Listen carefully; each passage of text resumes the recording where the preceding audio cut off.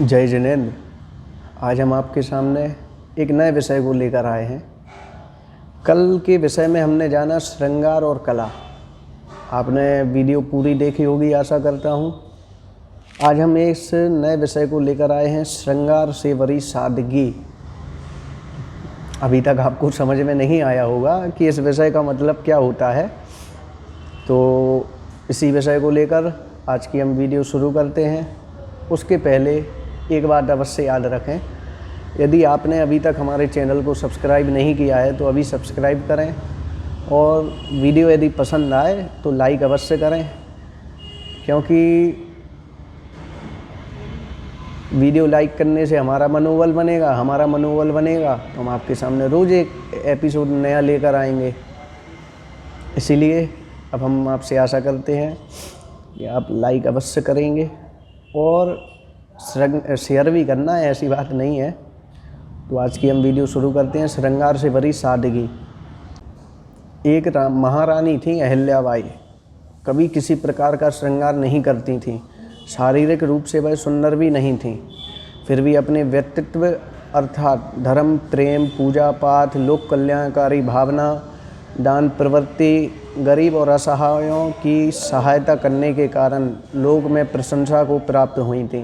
एक दिन पूना के पेशवा रघुनाथ राव की पत्नी रघुनाथ राव जो थे उनकी पत्नी थी आनंदीबाई ने अहिल्याबाई की लोकप्रियता एवं प्रतिष्ठा से जलते हुए अपने पति से पूछा, हे नाथ, लोग अहिल्याबाई की इतनी प्रशंसा क्यों करते हैं? राव ने कहा, वे महान हैं, सद्गुणी हैं, धर्मपरायणा नारी हैं, सेवा और त्याग की देवी हैं और सादगी की साक्षात मूर्ति हैं। पति के मुख से अहिल्याबाई की प्रशंसा सुनकर आनंदीबाई जलने लगी। उनको स्वयं की सुंदरता पर घमंड था बहुत। वह बोली, मैं अहिल्याबाई को देखना चाहती हूँ, क्या वह मुझसे सुंदर हैं? तो राव बोले, हाँ, तुमसे अधिक चतुर हैं, गुणी हैं, ज्ञानी हैं। कुछ दिनों के बाद आनंदीबाई सज धज कर कीमती साड़ी, सोने चांदी, हीरे मोती के गहने पहनकर सोने की मरी पालकी में, सोने की जो पालकी होती है, विमान टाइप का, पालकी में बैठ बड़े वैभव के साथ अहिल्याबाई के पास पहुंची। आप देखो भाई, एक ऐसी सज्जन अहिल्याबाई के पास पहुंची जो ना तो सुंदर थी लेकिन ज्ञान उनके पास उनसे अधिक था। वह उन्हें देखती ही रह गई। एक राज्य की महारानी सादी सफ़ेद धोती पहने थी, गले में तुलसी की माला थी और हाथ में भगवान का चित्र था।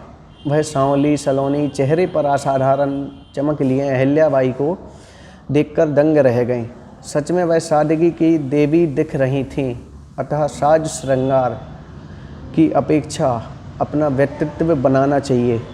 दूसरी बात, ध्यान से सुनना अब आप, इस प्रकार के वस्त्र पहनने से अनेक प्रकार की हानियां होती हैं।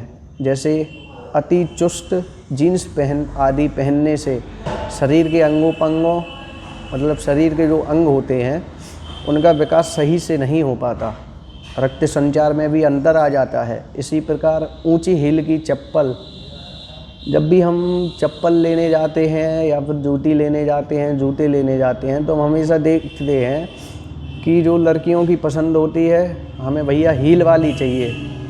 आपने कभी सोचा है एक बात कि हम हील वाली चप्पल पहन तो लेंगे, लेकिन क्या आपको भरोसा है वह हील टूटेगी नहीं?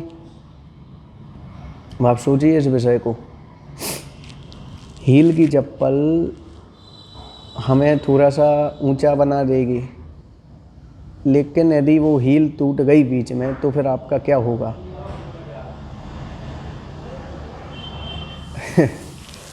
तो इसी प्रकार ऊंची हील की चप्पल, सैंडल आदि पहनने से शरीर की बनावट बेडोल हो जाती है और कूल्हे भारी हो जाते हैं। हाथ पांव आपके दर्द होते होंगे, कमर होती है वो मोटी हो जाती है और चाल भी बिगड़ जाती है। तो आज के विषय में आपने जाना होगा श्रृंगार से भरी सादगी कैसे हो सकती है। तो आज के विषय को हम यहीं पर ख़त्म करते हैं और मिलते हैं कल एक नए विषय के साथ, जिसका नाम है स्त्री धर्म को हम समझें, स्त्री धर्म क्या है आखिर में। तो जय जिनेंद्र। यदि आपको आज का विषय पसंद आया होगा तो कमेंट बॉक्स में अपनी राय अवश्य लिखें। जय जिनेंद्र।